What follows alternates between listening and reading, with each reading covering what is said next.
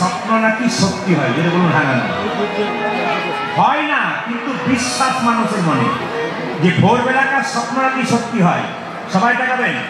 আসলে মায়েরা সকালবেলায় যেটা সারাদিন ভাবেন, রাত্রিবেলায় ঘুমিয়ে ঘুরে সেটা দেখেন, সেটা মায়েরা মনে মনে ভাবে সত্যি হবে। আজকে মা যেহেতু একটা খারাপ স্বপ্ন দেখেছে, তাই বলছে আমার গোপালকে কি যেতে দেবো না। কেন জানেন? কি স্বপ্ন দেখেছো মা? আমি কি দেখলাম জানো? একে তো দুধের ছেলে। মায়েরা আমি কি দেখলাম জানো? একের দুধের ছেলে মিশিয়া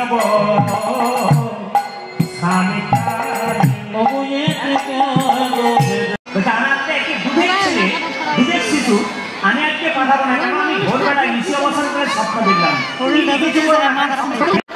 তাদের কাছে নিবেদন রইল, কীর্তন চলাকালীন আপনারা কেউ গল্প করবেন না। আপনার পাশে যিনি গল্প করছেন আপনি গল্প শুনবেন না, আপনি শুনলে উনি দু চারটা বেশি করে বলবেন। তাই নিরবতা বজায় রাখুন। আপনাদের এই পরিবেশ কিন্তু খুব সুন্দর, আপনাদের এই কীর্তনের পরিবেশ, এই জায়গাটি বড় সুন্দর, বড় মনোরম পরিবেশ। সবচাইতে ভাগ্যবান বা ভাগ্যবতী আপনার এই কারণেই ভুল চলবেন না।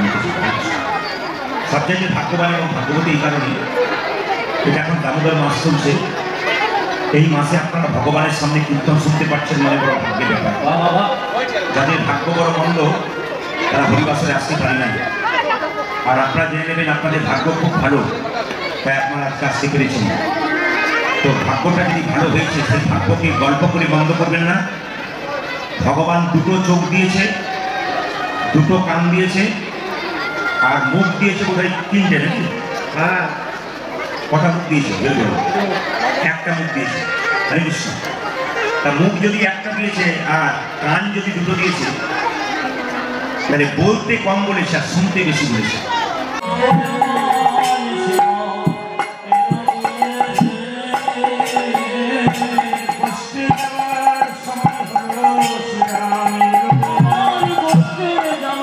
সংসারে বাইরে পাওয়া যায়, যদি বলুন হাঁটু, জেলে বলুন। আমি কিন্তু শুনতে পাচ্ছি না, জেলে বলুন।